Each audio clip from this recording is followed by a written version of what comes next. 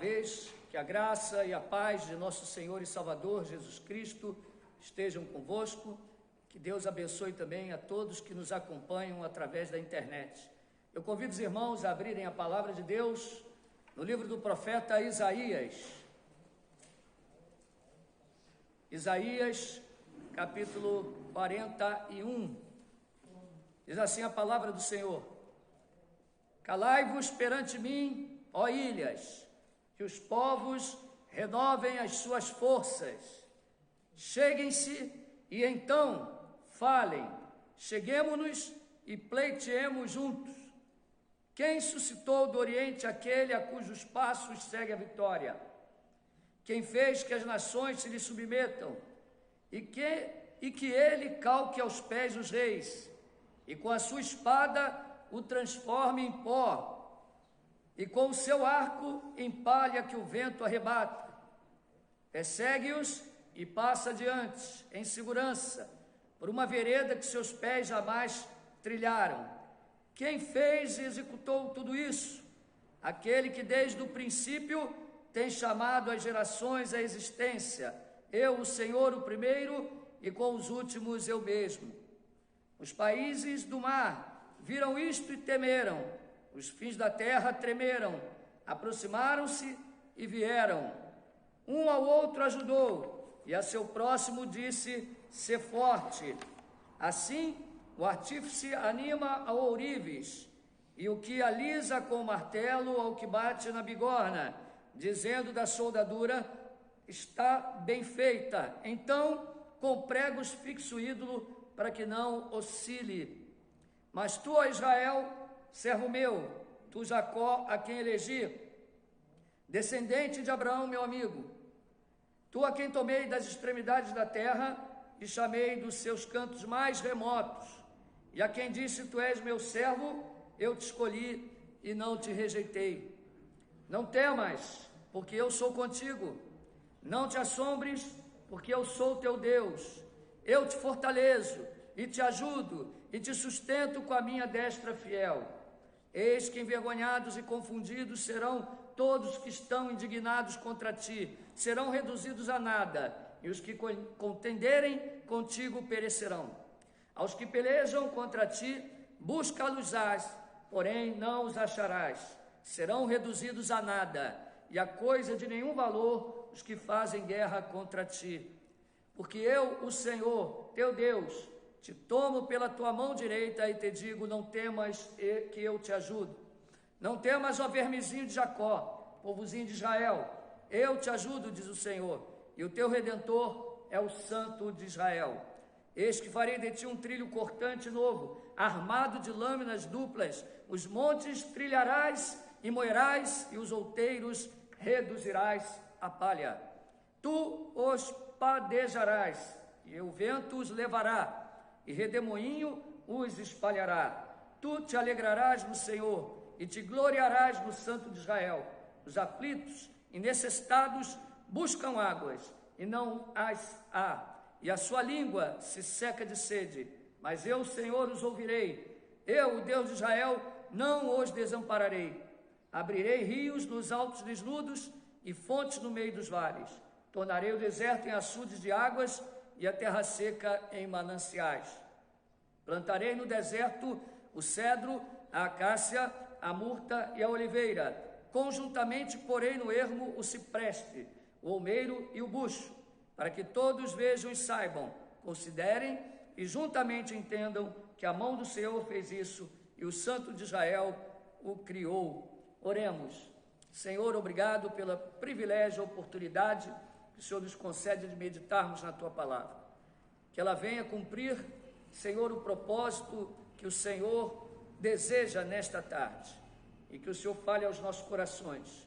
Senhor, obrigado por tudo, pelo privilégio de pregar a Tua palavra. E eu peço também, Senhor, que venha usar a minha vida pela Tua graça e misericórdia. Em nome de Jesus, amém. Os irmãos podem se assentar.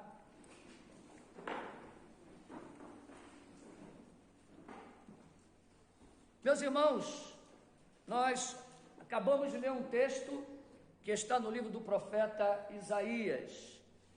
Isaías é um dos livros mais volumosos da Bíblia e um dos mais citados no Novo Testamento. Para você ter uma ideia, Isaías, Salmos e também o livro de Deuteronômio são os livros que mais são mencionados no Novo Testamento, dentre todos os outros das Escrituras. Isaías escreveu esse livro aproximadamente, ele iniciou seu ministério aproximadamente há 740 anos antes de Cristo. E como nós sabemos isso? Por causa da passagem de Isaías capítulo 6, no versículo 1, que diz: no ano em que morreu o rei Uzias, eu vi o Senhor assentado no mais alto e sublime trono. E ali Isaías recebe o chamado de Deus para ser profeta, quando Deus diz: a quem enviarei e quem há de ir por nós? E ele diz: eis-me aqui, envia-me a mim. Então, o ministério profético de Isaías começa no ano em que morreu o rei Uzias, ou seja, há 740 anos antes de Cristo. Isaías profetizou durante o reinado dos seguintes reis: Uzias, Jotão, Acais e Ezequias. Ou seja, o ministério dele abrangeu 4 reis de Judá. E isso levou aproximadamente 47 anos. Isaías, ele morava em Jerusalém, conforme o capítulo 7, versículos de 1 a 3, e também capítulo 37, versículo 2. Ele era filho de um certo Amós, não o profeta Amós, mas um homem chamado Amós. Segundo a tradição, ele era de linhagem real. Ser filho de Amós está em Isaías capítulo 1, versículo 1. Seu nome significa Iavé é a salvação, ou Iavé salva. Ele teve 2 filhos e também foi casado, com uma profetisa. Sua mulher, ela também era profetisa, e ele teve 2 filhos, isso está em Isaías capítulo 8. No livro, ele fala sobre um povo pecador, o povo de Judá, que seria levado para o cativeiro por causa dos seus pecados. Isaías chama a atenção da nação de Israel, da nação de Judá, e ele fala também sobre o cativeiro. Isso na primeira parte do livro. O livro de Isaías pode ser dividido em 2 partes. Do capítulo 1 até o capítulo 39, ele fala sobre esse povo rebelde, ele repreende o povo. Deus aqui está se referindo à nação de Israel para os repreender. E do capítulo 40 ao capítulo 66, nós vamos ver profecias de restauração e também profecias messiânicas. O livro de Isaías fala muito sobre o Messias, fala muito sobre Jesus. Nós vemos, por exemplo, passagens famosas em Isaías, como Isaías capítulo 52, no final do capítulo 52, que ele fala sobre Jesus na cruz, o servo, como ele estava desfigurado, irreconhecível, fala do sofrimento do Messias. O capítulo 53 fala: quem deu crédito à nossa pregação e a quem se manifestou o braço do Senhor. Ele foi subindo como raiz de uma terra seca, não tinha parecer nem formosura, nem beleza alguma que o desejássemos, mas era desprezado, mais indigno de homens, homem de dores, que sabe o que é padecer, mas verdadeiramente ele levou sobre si as nossas dores, levou sobre si os nossos pecados. Isaías dá um retrato do Messias no capítulo 53, ele fala também no capítulo 63, quem é este que vem de Edom, com suas vestes salpicadas de sangue? Eu, o Senhor, que falo de justiça, poderoso para salvar. Porque estão vermelhas tuas vestes? Porque eu sozinho pisei no lagar da ira de Deus, e minhas vestes se mancharam todas de sangue. Ou seja, Isaías fala sobre o Messias que viria em um tempo muito mais distante. Isaías é um profeta muito importante. O texto que nós temos em mãos, do capítulo 41, na verdade, ele vai até o versículo 29, mas nós vamos falar apenas da perícope que está dos versículos 1 ao versículo 20, e nós vamos dividir esse texto em 2 partes. Os irmãos podem acompanhar. Nós vamos dividir do versículo 1 ao versículo 7, quando Deus chama as nações para uma conversa. Deus, do versículo 1 a 7, ele chama as nações, ele profere o juízo e fala a respeito de Ciro, que marcharia em vitória contra aqueles que haviam levado Israel para o cativeiro, haveriam de levar Israel para o cativeiro. Ou seja, o versículo 1 a 7, Deus chama as nações para uma conversa. Dos versículos 8 aos versículos 20, Deus chama Israel, o seu povo, Judá, para uma conversa. Ou seja, Deus vai trazer uma mensagem de esperança e consolo para Judá. Então, nós vamos ver esse sermão dessas duas partes. Primeiro, Deus chamando as nações. Segundo, Deus chamando o povo de Israel. Primeira parte, versículo 1 ao versículo 7, Deus inicia da seguinte forma: calai-vos perante mim, ó ilhas, e os povos renovem as suas forças. Cheguem-se, então falem, cheguemo-nos e pleiteemos juntos. Então Deus está chamando os povos. Aqui ele usa a linguagem ilhas para se referir às nações mais distantes da terra. Então ele está chamando as nações para um debate, para conversar. E ele vai expor o que ele vai falar. E ele desafia as nações a falarem algo, mas elas estão em silêncio. Elas estão em silêncio perante o Deus Todo-Poderoso. É aquele que anuncia o que vai fazer e cumpre os seus decretos. Portanto, as nações não têm argumento. Deus chama elas para a conversa e começa dizendo o seguinte: quem suscitou do Oriente aquele a cujos passos segue a vitória? É uma referência a Ciro, o rei da Pérsia. Repare que Deus, ele avisa que levaria Israel para a Babilônia, para o cativeiro, e agora ele está avisando que levantaria um do Oriente que marcharia contra a Babilônia e libertaria o seu povo, obviamente. E esse era Ciro. Ciro é mencionado pelo nome. Se você olhar aí no capítulo 44, versículo 28, acompanhe comigo, 44, 28.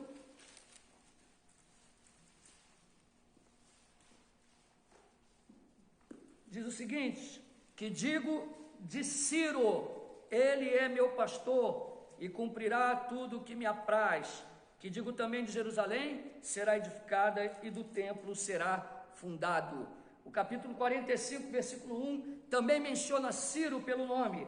Assim diz o Senhor ao seu ungido, a Ciro, a quem tomo pela mão direita para bater as nações ante a sua face. Portanto, Ciro aqui é mencionado duas vezes, no capítulo 44, 28, no capítulo 45, versículo 1. Mas isso seria uma coisa simples, se não fosse o fato de que Ciro nem existia ainda.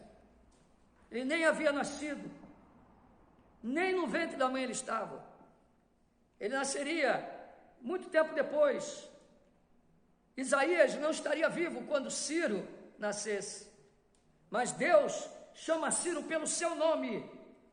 E isso é incrível, porque aqui nós já vemos que não há argumentos contra Deus, porque Ele é soberano e é poderoso. Ele aqui está dizendo que traria alguém do Oriente. Esse é Ciro.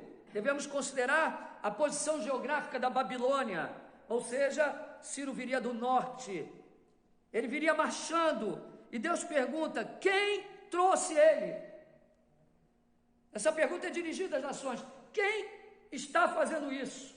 Repare que Deus fala de algo que não aconteceu, como se tivesse acontecido, porque não tem como não se cumprir. E ele prossegue dizendo: quem faz que as nações se lhe submetam, e que ele calque aos pés os reis, e com a sua espada os transforme em pó, e com o seu arco em palha que o vento arrebata. Ou seja, quem faz com que ele vença? Quem faz com que ele esmague? Quem faz com que ele seja vitorioso e parta numa marcha triunfal? Quem está fazendo isso? Deus é que está perguntando aqui: quem está fazendo? Será que algo foge do seu controle? E ele continua: persegue-os e passa adiante em segurança por uma vereda que seus pés jamais trilharam. Ele levaria Ciro a nações e terras que ele jamais haveria de sonhar. E Deus está falando isso antes de Ciro nascer. E o pior, antes da Babilônia levar Israel para o cativeiro.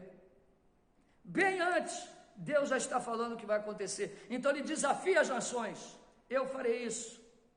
Eu trarei ele do Oriente. Ele virá, ele esmagará ele vencerá, sua marcha é vitoriosa. Versículo 4, quem fez e executou tudo isso? É o desafio de Deus. Quem está fazendo tudo isso? Grave essa frase aí na sua mente agora. Quem está fazendo tudo isso? Quem está no controle do mundo? E ele prossegue, aquele que desde o princípio tem chamado as gerações à existência. Ou seja, quem está fazendo isso? É aquele que sempre existiu e trouxe todas as nações à existência. Aqui, a palavra é uma referência a todas as nações, tanto a Babilônia quanto a Pérsia, tanto aquelas que ainda se levantariam, quanto aquelas que cairiam. Cada nação foi colocada do jeito que está no mundo, pelo propósito soberano de Deus, com um objetivo. Todas as nações são levantadas conforme a vontade de Deus e são abatidas como Ele quer. Quem fez tudo isso? Quem trouxe as gerações à existência? E ele diz, eu, Senhor. E a palavra Senhor significa dono, aquele que rege, aquele que governa, aquele que é rei, eu, Senhor. E ele diz, o primeiro e com os últimos, eu mesmo. Ele levanta as nações, e até que elas existam, até que as últimas nações existam como você conhece hoje, ele permanecerá Deus. Tudo cai, mas ele permanece de pé. Tudo existe, ele permanece de pé. Impérios levantam e ele continua sendo Deus. Impérios caem e ele continua sendo Deus. Ele está desafiando as nações. E com essa fala de Deus, as nações não têm outra coisa a não ser tremer de medo. Temer diante do anúncio que é feito. Mas olha a postura que eles tomam.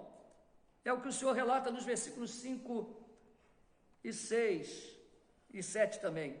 Os países do mar viram isto e temeram. Os fins da terra tremeram, aproximaram-se e vieram. Um ao outro ajudou e ao seu próximo disse, sê forte. Repare, eles estão com medo, mas eles estão tentando de alguma forma resistir a isso. E eles tomam a seguinte decisão, vamos fazer mais ídolos, vamos fazer mais imagens, vamos tentar invocar deuses para nos livrar disso, para tentar impedir que isso aconteça, isso tudo em vão, porque já está determinado por Deus que haveria de acontecer. É como diz o versículo 7, assim o artífice anima o ourives. O artífice é aquele que faz a imagem, e o ourives é aquele que cobre ela de ouro, e o que alisa com o martelo é aquele que solda e prende o ouro e funde na imagem, e ao que bate na bigorna, ou seja, aquele que produz o ferro e transforma em pregos, dizendo da soldadura, está bem feita, então com pregos fixe o ídolo para que não oscile. Repare a tolice, repare a idiotice. Deus já anuncia o que vai fazer, não tem como, e nós sabemos pela história que tudo aconteceu.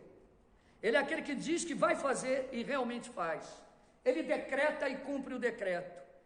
E qual a resposta das nações? Eles tremem de medo e tentam invocar os seus ídolos, e eles não enxergam que são idiotas. Eles fazem a imagem, eles se esforçam, chamam um ao outro, dizem, olha, tenha coragem, seja forte, e pegam a imagem e penduram a imagem que eles fizeram e pedem, nos livra disso. Olha que coisa. Deus desdenha deles. Deus é irônico com eles aqui, e eles não poderão escapar do desígnio de Deus. Então, essa primeira parte, Deus falou com as nações o que ele faria. Ele executaria juízo e levantaria Ciro para abater a Babilônia, e o que há de acontecer, certamente acontecerá, e nós sabemos pela história que tudo se cumpriu. Na segunda parte agora, Deus vai se referir a Israel agora. Ele chama o povo de Judá. Dessa vez ele não fala com os gentios, ele fala com o seu povo. E nós podemos perceber bem essa mudança, quando ele diz, mas tu, essa palavra, ela se contrapõe ao que foi dito antes, ou seja, em relação a Israel é diferente. Deus agora fala de forma diferente, ele está dirigindo-se ao seu povo, mas tu, ó Israel. Ou seja, ele disse que aquelas nações seriam abatidas, eles tinham razão de temer e deveriam tremer mesmo de medo, deveriam ter muito medo, seus ídolos não fariam nada. Mas tu, Israel, ou seja, diante desses anúncios de que alguém vinha do Oriente marchando com força, talvez Israel também pudesse ficar com medo. Mas Deus diz a eles: mas tu, Israel, servo meu. Ele usa adjetivos para tratar com Israel aqui, de uma forma impressionante, para mostrar a diferença. Mas tu, Israel, servo meu.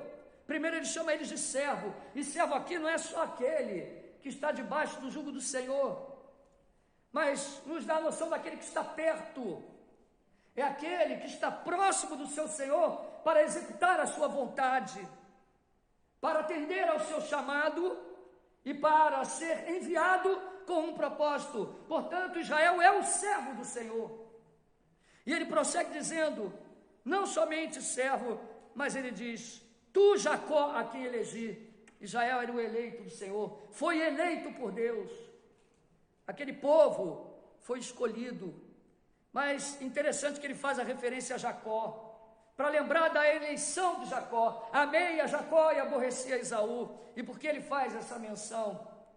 Porque Jacó era alguém que qualquer um de nós jamais escolheria para fazer alguma coisa, nem ser ministro, nem diácono, nem nada.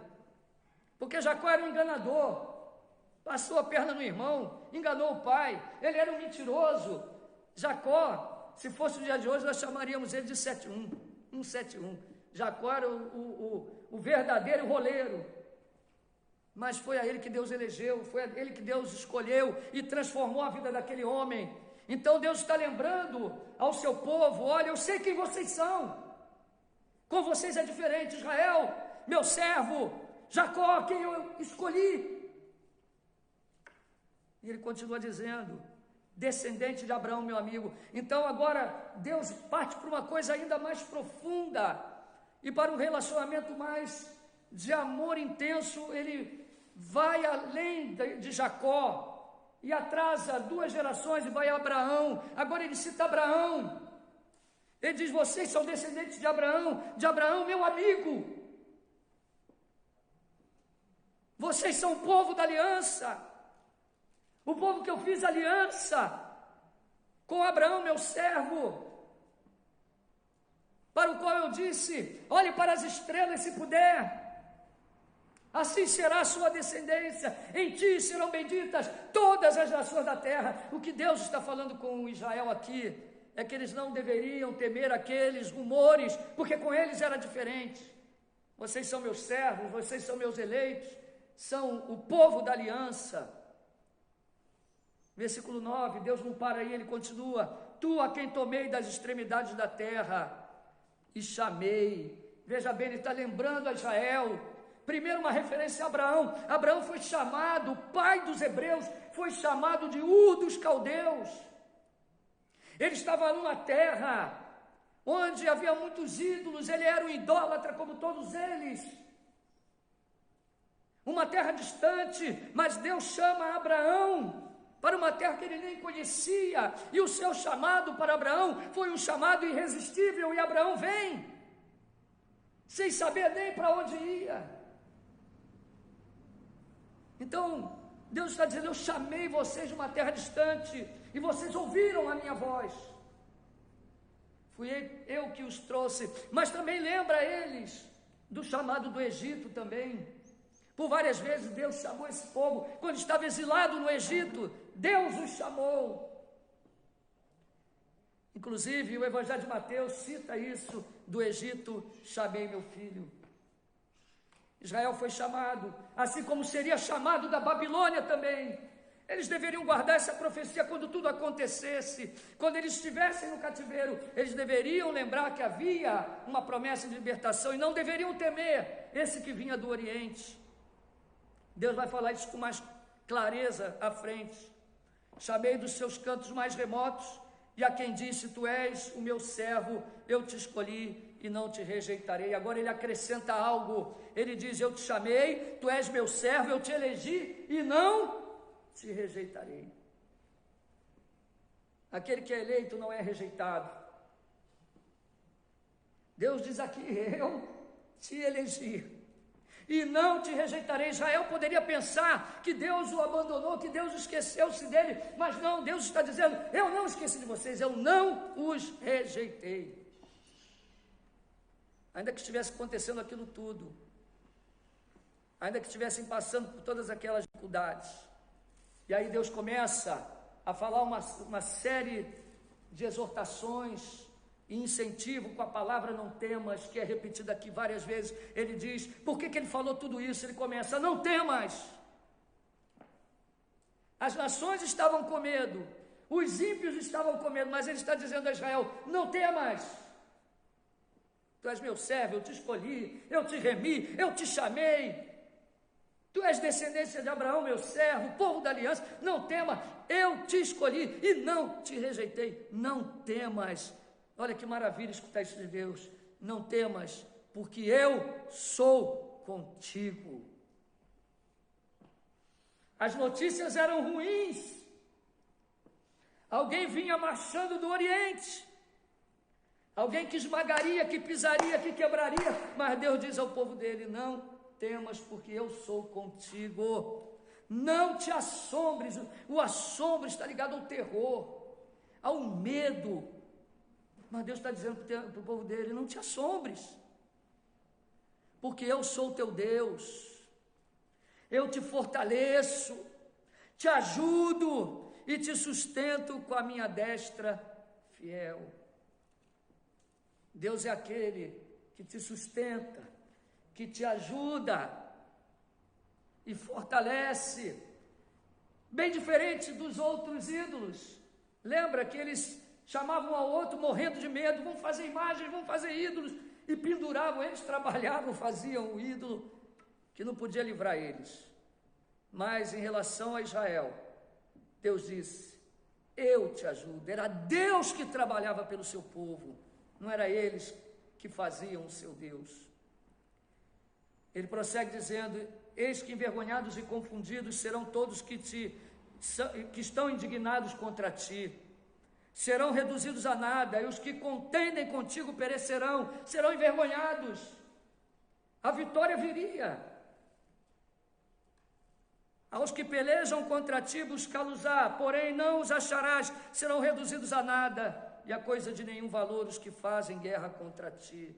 A derrota seria uma derrota intensa.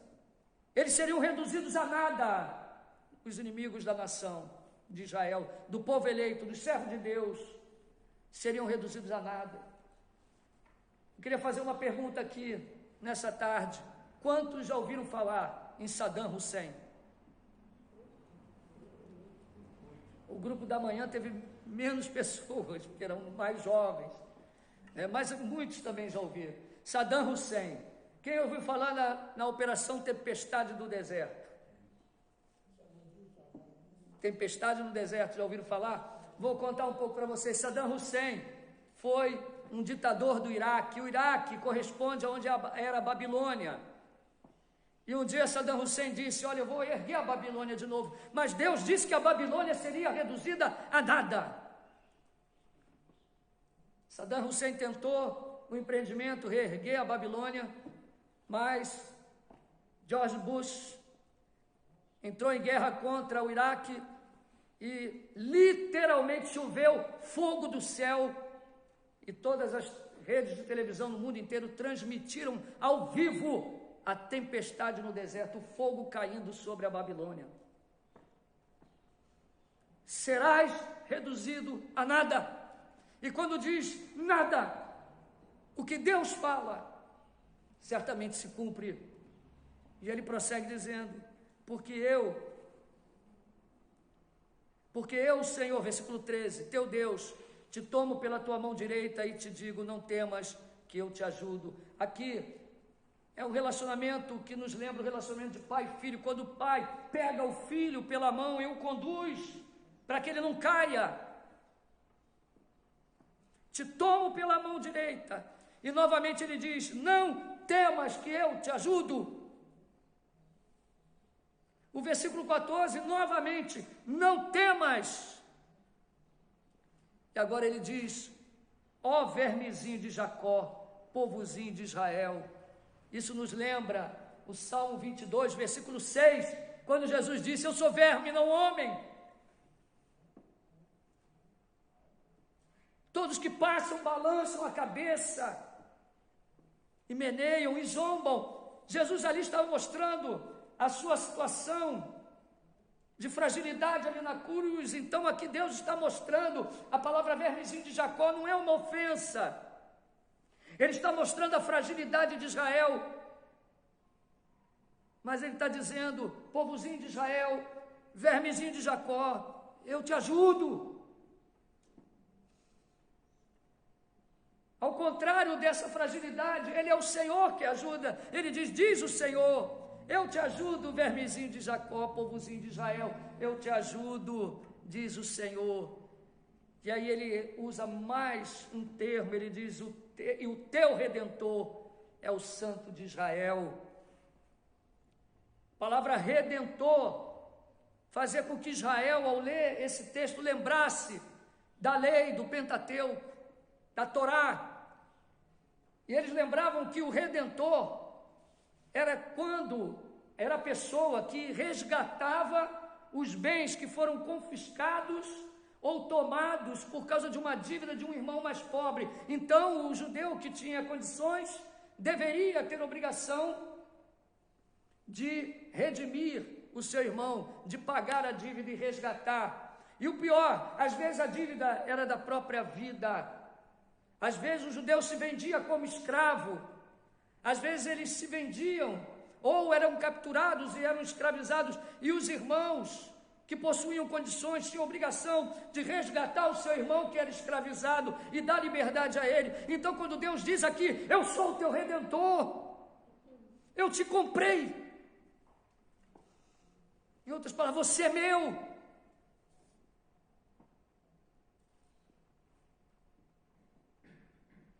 O teu Redentor é o Santo de Israel.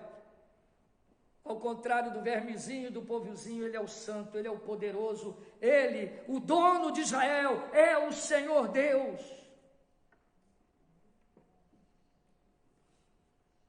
Eis que farei de ti um trilho cortante novo, armado de lâminas duplas. Os montes trilharás e moerás, e os outeiros reduzirás a palha. Além disso tudo, como servo, Deus queria usar o seu povo também como instrumento. O usaria como instrumento, porque Deus é grande para transformar. E eu estava refletindo sobre esse versículo e pesquisei hoje.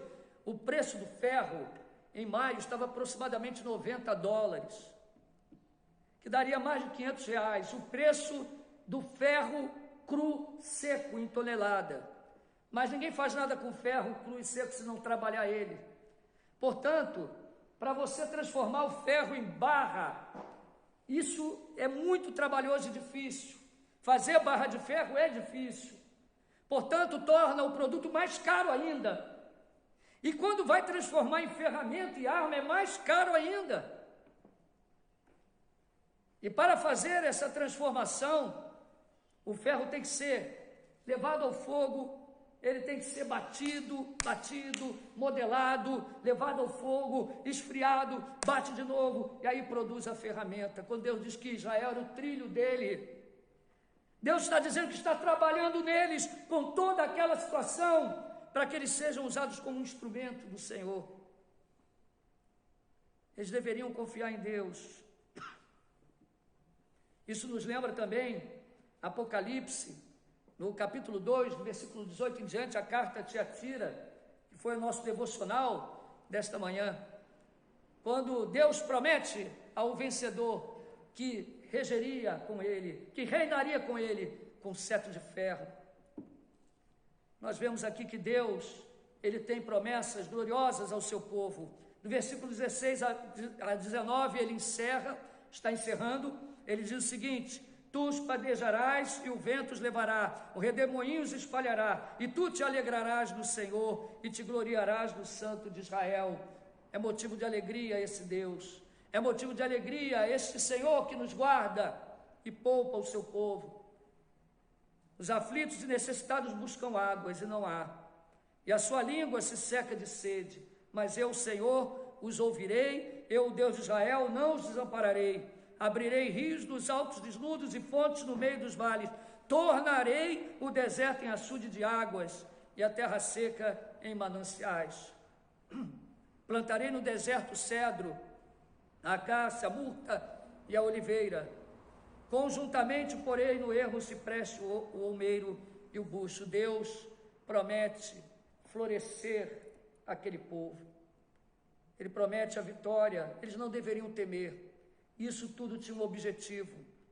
Era para a glória do nome dele, conforme ele encerra no versículo 20, para que todos vejam e saibam, considerem e juntamente entendam que a mão do Senhor fez isso. E o Santo de Israel o criou. Fez isso o quê? Que aconteceria? Todas as coisas. Israel ir para o cativeiro. Deus levantar alguém do Oriente que vinha marchando, vitorioso, para os libertar, as nações tremendo. Todas essas notícias, esse assombro, esse terror. Mas Deus diz aqui, é para que todos saibam e vejam, considerem e juntamente entendam que a mão do Senhor fez isso. E o Santo de Israel o criou. Como é que podemos aplicar esse texto? Primeiramente, nós somos o Israel de Deus. Nós somos o povo eleito. Nós somos o povo da aliança. Nós somos aqueles que estão incluídos na bênção lá de Abraão, através do seu descendente Jesus Cristo, o Filho de Deus. O seu remanescente jamais foi destruído.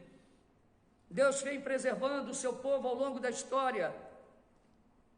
E as coisas que ele falou para ajudar naquele dia, ele fala para nós: somos seus servos, fomos redimidos por ele, fomos chamados por ele, somos dele. Ele nos ajuda, ele nos sustenta, ele nos fortalece. E a segunda aplicação é: da mesma forma estamos vendo tantas notícias, tantas ameaças, tanta dor, tanto sofrimento, tantas coisas que nos envolvem. E nós vemos pessoas literalmente neuróticas, cheias de pânico e horror com as coisas que estão acontecendo. Mas é para ficar com pânico mesmo, é para ficar com horror. É para temer mesmo. Porque Deus, ele executa a sua justiça sobre a terra. Ele é soberano, ele continua governando. Mas tu, ó igreja, não deve ter medo. É dessa forma que eu termino o sermão aplicando: não devemos ter medo. Povinho de Israel, igreja pequenina, vermezinho de Jacó, cada um de nós chamados pelo nome, não temas, Deus é conosco, ele nos trata de forma diferente. Não devemos temer nem mesmo a morte, não devemos temer as ameaças, não devemos agir como esse povo que não conhece a Deus. Ele está trabalhando na nossa vida e fazendo de nós trilhos cortantes, de lâminas duplas, para executar a sua vontade sobre a terra, através da nossa vida também. Que Deus nos abençoe, que Deus nos guarde, que essa mensagem, ela seja uma mensagem de incentivo a todos nós. Vamos ficar de pé e orar ao Senhor, agradecendo a Deus.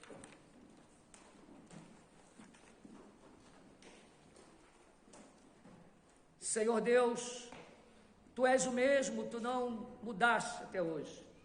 Tu és imutável, Tu és o mesmo Deus Trino, Santo, Poderoso, aquele que governa sobre todas as coisas.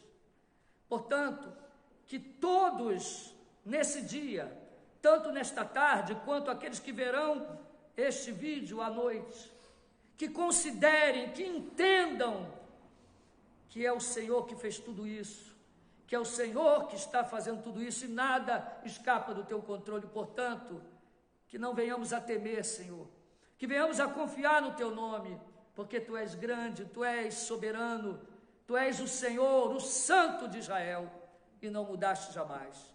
Te louvamos, em nome de Jesus. Amém.